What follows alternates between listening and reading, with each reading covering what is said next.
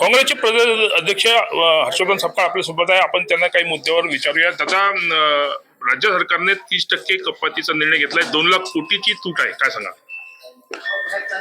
या महायुती सरकारने निवडणुकीच्या पूर्वी ज्या घोषणांच्या वल्गनांचा एक खेळ खेळला आणि कुठलीही आर्थिक तरतूद नसताना वारेमाप विकास कामं केल्याची घोषणा करणे, नारळ फोडून भूमिपूजन करणे आणि काही अव्यवहार्य योजनाची अंमलबजावणी त्यांनी गतकाळामध्ये केली. निवडणुकी उत्तर आता परिस्थितीमध्ये वेगळ्या प्रारूपात टिबल इंजिन सरकार, पहिले डबल इंजिन होतं, मग टिबल इंजिन झालं, आता इंजिनाची अदलाबदल झाली.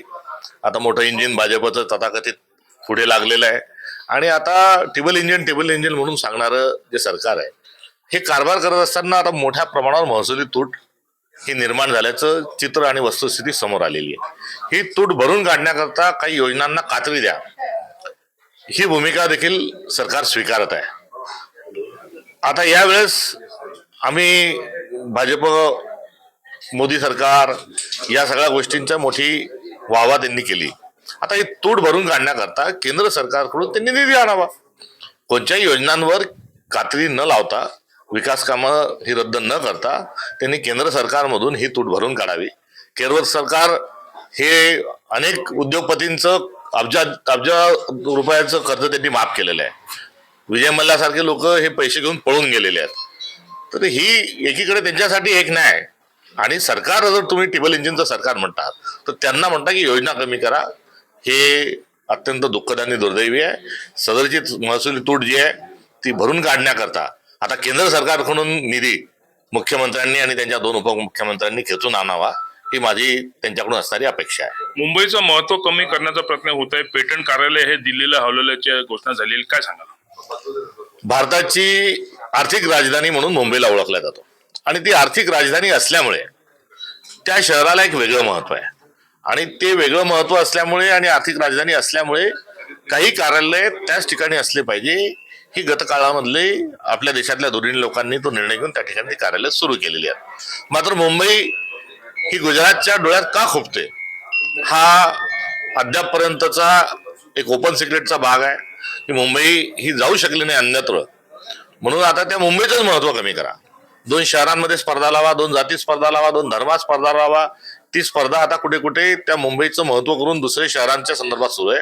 वास्तविक पाहता स्मार्ट सिटी नावाचा काहीतरी एक कार्यक्रम 2014 ला, ते स्मार्ट कुठे सिटी गेले त्या काही दिसत नाही. त्या स्मार्ट सिटी काही झाल्या नाहीत. मात्र ऑलरेडी स्मार्ट असणारी मुंबई हिला कुठेतरी डागळण्याचं काम हे चाललंय. मुंबईचंच नाही तर महाराष्ट्रातले उद्योग अन्यत्र वळविणे, महाराष्ट्रातली कार्यालय अन्यत्र वळवणे, एकंदरीत जो महाराष्ट्र आहे त्या महाराष्ट्राला कुठेतरी त्याचं महत्व कमी करायचं, ही भूमिका केंद्र सरकारने स्वीकारलेली आहे. आणि दुःखद घटना ही आहे की जे महायुतीचं सरकार आहे हे यावर काही बोलायला तयार नाही. ते मुख गिळून गप्प बसलेले आहेत, किंबहुना केंद्र सरकारच्या निर्णयाला ते अनुमोदन देत आहेत. ही अत्यंत दुर्दैवी बाब आहे.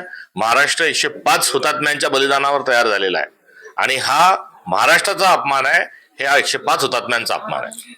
आता धनंजय मुंडेंवर मोठ्या प्रमाणावर आरोप झाले, पण त्यांच्यावर जोपर्यंत आरोप सिद्ध होत नाही तोपर्यंत त्यांच्यावर कारवाई करणार नाही अशी एक भूमिका घेण्यात येत आहे अजित पवारांकडून. अजित पवार यावेळी रोखोक वक्तव्य करणार आहे.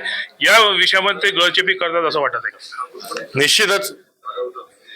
पहिले रेल्वे मंत्री लाल बहादूर शास्त्री असताना रेल्वेचा अपघात झाला आणि काही लोकांचा मृत्यू झाला. तर मी ज्या विभागाचा मंत्री आहे त्या विभागातल्या रेल्वेचा अपघात झाला याची नैतिक जबाबदारी स्वीकारून लाल बहादूर शास्त्री यांनी राजीनामा दिला आणि तेव्हापासून नैतिकतेचा एक मापदंड हा भारतामध्ये स्थापित झाला. आणि आज गयत जर आरोप झाले असतील, जर कुठे काही कोर्टामध्ये शिक्षा झाली असेल तर नैतिकतेच्या आधारावर, गंभीर स्वरूपाचे जर आरोप होत असतील तर नैतिकतेच्या आधारावर अनेकांनी राजीनामे दिलेले आहेत. मात्र आता नैतिकताच गुंडाळून ठेवायची आणि तांत्रिकता पुढे करायची असा जो खेळ या निमित्तानं जो सुरू आहे हा दुर्दैवी आहे. आता तुम्ही विदर्भातून येता. विदर्भामध्ये कापूस सोयाबीनचा फार मोठा प्रश्न आहे, फार मोठी समस्या आहे. कापूस सोयाबीन शेतकरी हा उद्ध्वस्त झालेला आहे. आपण प्रदेश अध्यक्ष झाल्यानंतर आपण यांच्यासाठी काय करणार आहात? निश्चित खूप गंभीर आज शेतकरी अडचणीत सापडलेला आहे.